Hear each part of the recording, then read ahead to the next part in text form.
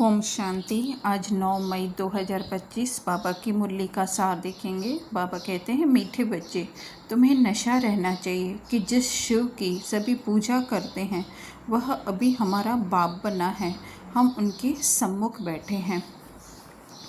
नशा अर्थात कि हमें ये शुद्ध घमंड या आत्म अभिमानी हमारी स्थिति होनी चाहिए कि जिस शिव बाबा को जो है सब लोग अपने से ऊंचा, अपने से श्रेष्ठ मानते हैं, उनसे मिलना जो है वो दुर्लभ या नामुमकिन मानते हैं, लेकिन अभी वो हमारा बाप है अर्थात कि हमको उन्होंने ज्ञान के माध्यम से बताया है कि तुम भी जो है बच्चे मेरे समान ही हो, मास्टर सर्वशक्तिमान ही हो।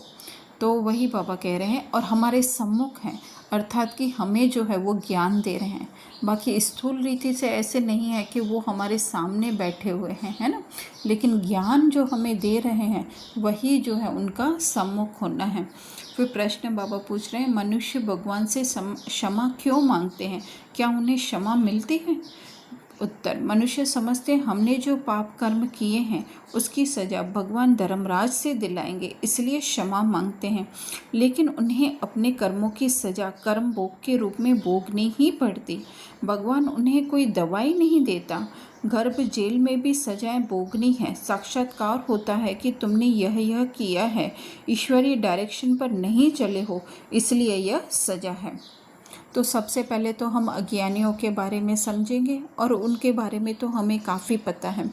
थोड़ा सा अभी यहाँ पे जो है वो हम ब्राह्मण आत्माओं के लिए या जो ब्रह्मा कुमार कुमारी कहलाते हैं उनके लिए समझें कि उन्हें भी ये लगता है कि हम करता हैं, पर लेकिन बाबा कह रहे हैं कि उन्होंने डायरेक्शन दे दिया है कि आत्मा अकर्ता है और यह खेल है। जो भी इस ड्रामा में हुआ वो ड्रामा का बना बनाया था, इसमें किसी का कोई दोष नहीं है या किसी ने भी कुछ नहीं किया है। जस्ट जो है वो एक रोल था, वो उन्होंने प्ले किया। लेकिन देह अभिमान के वश ज्ञानी आत्माएं, एक्चुअली उन्हें ज्ञानी आत्माएं भी नहीं कहा जा सकता है, अधूरा ज्ञान है कि हमने ये किया ही नहीं है, जस्ट जो है हमने रोल प्ले किया है। लेकिन वो कर्तापन का भाव ही जो है उन्हें जो ऐसे लगता है कि हम सजाएं खाएंगे करके, लेकिन हम तो इस देह से न्यारी आत्माएं हैं। ये डायरेक्शन हमें बाबा ने दिया है। और फिर धर्मराज, है ना, कि हम लोगों ने अलग अलग जो अपने देह के धर्म बनाए हैं वही जो है धर्मराज के रूप में जो है वो सजा हो जाती है।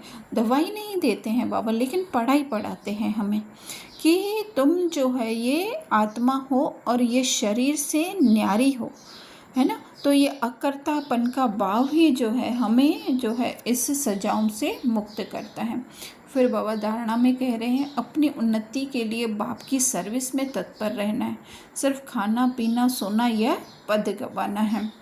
तो सर्विस अर्थात कि स्वयं की आत्मिक स्थिति में रहना और दूसरों को भी आत्मिक स्थिति में देखना। खाना पीना सोना ज़रूरी नहीं है वो खाना पीना सोना, लेकिन सिर्फ जो है वो रोल के हिसाब से ही कर्म करना, अपने को रोल समझना, अपने को देह समझना, ये भी जो है वो पद गंवाना है।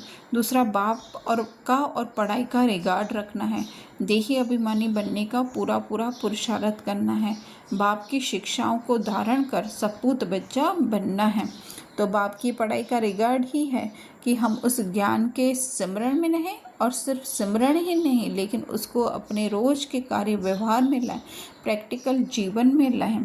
फिर देही अभिमानी अर्थात इस देह से पूरा डिटैच, अपना ममत्व निकालने का, यहाँ तक कि हमारे सोच विचार भी जो मन में चलते हैं वो भी स्क्रिप्टेड हैं, लेकिन उससे भी न्यारी जो है हम आत्मा। वरदान में बाबा कह रहे हैं, सेवा करते उपराम स्थिति में रहने वाले योग युक्त युक्ति युक्त सेवादारी भव। तो यहाँ पे बाबा कह रहे हैं कि सेवा करते हम ये भूल जाते हैं कि हम अशरीरी आत्मा हैं, तो हम जो है उस रोल कॉन्शियसनेस में कहें या उस देहबान में कहीं ना कहीं डूब जाते हैं, और स्वयं को रोल या कर्ता समझ करके जब हम सेवा करते हैं तो बाबा कह रहे हैं कि वो सेवा फिर जो है इतना फल नहीं देती है। तो इसके लिए क्या करना है, सबसे मुख्य सेवा ही हमारी है कि हम अशरीरी इस देह से न्यारी होकर करें। क्योंकि हो सकता है कि वर्बली हम लोग वाणी से किसी को बताते हैं तो वो भूल जाए वो, लेकिन जो वो आत्मिक स्थिति का हमारे द्वारा अनुभव करेंगे, है ना। जब सेवा करते हम क्या करते हैं, स्वयं को भी आत्मा देखते हैं, स्वयं वाले को, सामने वाले को भी आत्मा देखते हैं। एक्चुअली सेवा तो जस्ट ये रोल प्ले करना है, पर ये जो आत्मिक स्थिति का अभ्यास ही जो है ना, वो जो है वो यथार्थ सेवा है। इसलिए कह रहे हैं उपराम स्थिति, अर्थात देह से ऊपर की स्थिति। यहाँ तक कि जो वाणी की सेवा कर रहे हैं उससे भी जो है हमारी उपराम स्थिति होनी चाहिए। वही जो है योग युक्त और युक्ति युक्त सेवा है। तो बाबा जैसे कह रहे हैं कि संकल्पों की ट्रैफिक कंट्रोल करते हो, कितने भी बिजी होते हैं, ऐसे अंत की स्टेज का अनुभव करो। तो अंत में क्या होगा, हम इन सब वाणी से, संकल्पों से परे हो जाएंगे। तभी बाबा कह रहे हैं पास विथ ऑनर हो सकेंगे। तो पास विथ ऑनर होना अर्थात अपनी उस आत्मिक स्थिति में, मूल स्वरूप स्थिति में, सत्य स्वरूप स्थिति में स्थित होना है। फिर स्लोगन बाबा कल से कनेक्टेड ही दे रहे हैं, शुभ भावना कारण को निवारण में परिवर्तन कर देती है। तो कारण हम कब देते हैं, जब अपने देह के बान में होते हैं तो हम कारण देते हैं। लेकिन शुभ भावना अर्थात मैं सत्य स्वरूप बाप समान मास्टर सर्वशक्तिमान आत्मा हूँ, देह में जो कुछ भी हो रहा है वो मेरा नहीं है, वो डायरेक्टर ने दिया है, और एक समय आने पर वो सब कुछ जो है ऑटोमेटिक अपने आप चला जाएगा।